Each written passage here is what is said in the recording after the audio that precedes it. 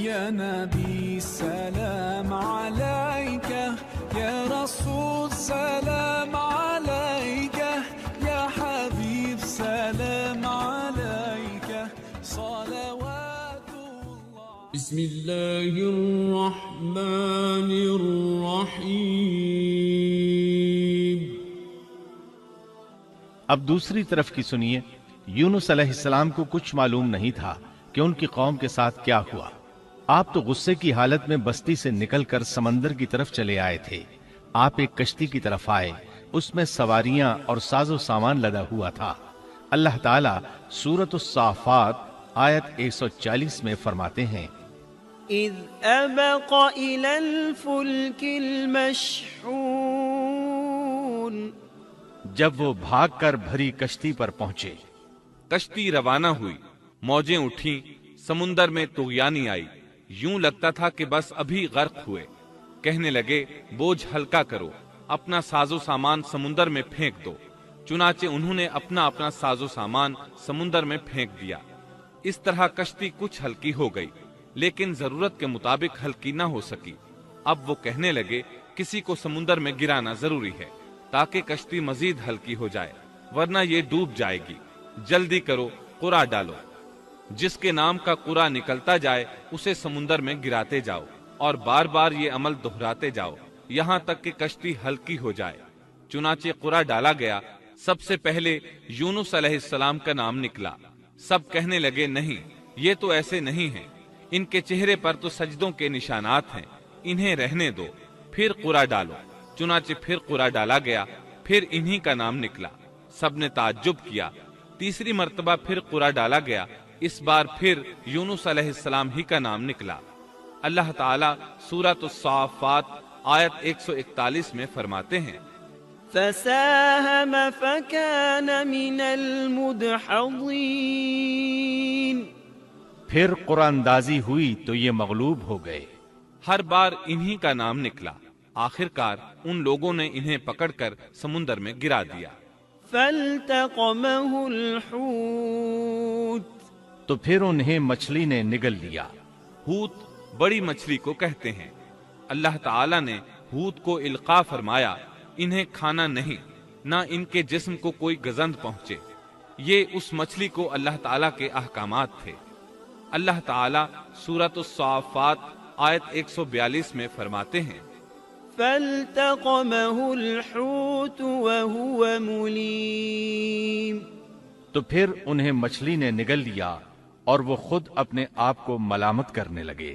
یعنی وہ سمجھ گئے کہ بار بار جو ان کا نام قرآن اندازی میں نکلتا رہا ہے تو وہی مقصود ہیں.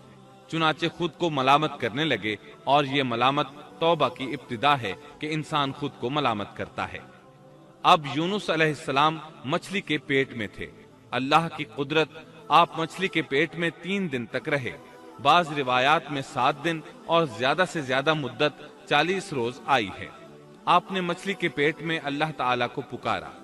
اللہ سورۃ الانبیاء آیت 87 میں فرماتے ہیں: فنادى في الظلمات. آخر کار وہ اندھیروں کے اندر سے پکار اٹھے. علماء نے یہاں 3 اندھیروں کا ذکر کیا ہے: مچھلی کے پیٹ کا اندھیرا، سمندر کا اندھیرا اور رات کا اندھیرا. گویا ان پر یہ سارے اندھیرے اکٹھے ہو گئے تھے.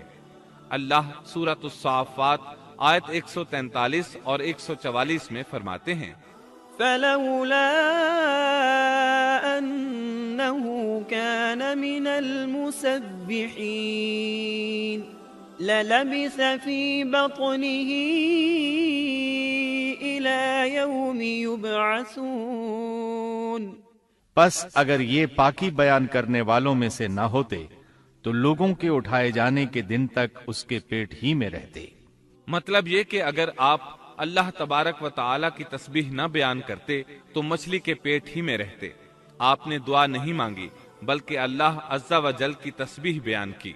روایات میں یوں بھی آتا ہے کہ جب مچھلی آپ کو سمندر کی اتھاہ گہرائی میں لے گئی تو آپ وہاں آبی مخلوقات کی تسبیحات کی آوازیں سننے لگے. گویا اللہ تعالیٰ نے انہیں القاء فرمایا کہ آپ بھی تسبیح کریں. اللہ سورۃ الانبیاء آیت 87 میں فرماتے ہیں: فنادى في الظلمات أن لا إله إلا أنت سبحانك إني كنت من الظالمين. بالآخر وہ اندھیروں کے اندر سے پکار اٹھا کہ الہی تیرے سوا کوئی معبود نہیں، تو پاک ہے، بے شک میں ظالموں میں ہو گیا. چنانچہ یونس علیہ السلام نے اس تسبیح کے الفاظ کو یوں ادا فرمایا: لا إله إلا أنت سبحانك إني كنت من الظالمين. امام احمد، امام ترمذی، امام نسائی اور دیگر ائمہ رحمہم اللہ نے یہ حدیث نقل کی ہے کہ یونس علیہ السلام کی وہ دعا جو انہوں نے مچھلی کے پیٹ میں مانگی تھی وہ یہی ہے: لا إله إلا أنت سبحانك إني كنت من الظالمين. جو بھی مسلمان یہ دعا اپنی کسی حاجت میں مانگے گا اللہ تعالیٰ اس کی دعا ضرور قبول فرمائے گا. یہ دعائے مستجاب ہے، مقبول دعاؤں میں سے ہے. اسی دعا کے بعد اللہ تعالیٰ نے یونس علیہ السلام کو اس پریشانی سے نجات عطا فرمائی.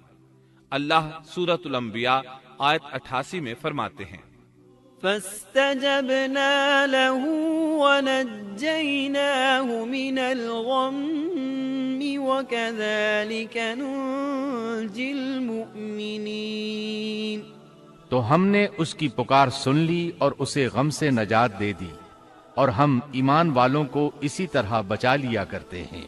ایک صحابی نے نبی کریم صلی اللہ علیہ وسلم سے پوچھا: اے اللہ کے رسول صلی اللہ علیہ وسلم، یونس علیہ السلام نے جو دعا مچھلی کے پیٹ میں مانگی کیا وہ صرف انہی کے لیے تھی یا ان کے بعد اہل ایمان کے لیے بھی ہے؟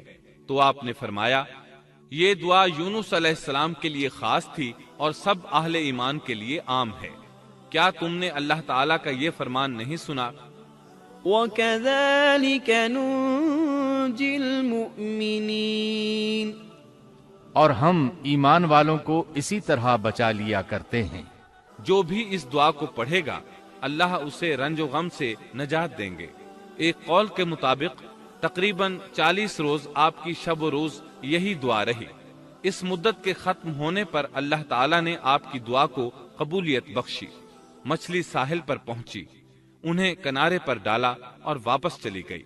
اس بات کو اللہ تعالیٰ نے سورۃ الصافات آیت 145 میں یوں بیان فرمایا ہے: فَنَبَذْنَاهُ بِالْعَرَاءِ وَهُوَ سَقِيمٌ. بس اسے ہم نے چٹیل میدان میں ڈال دیا اور وہ اس وقت بیمار تھے. آپ وہاں اسی طرح لیٹے رہے.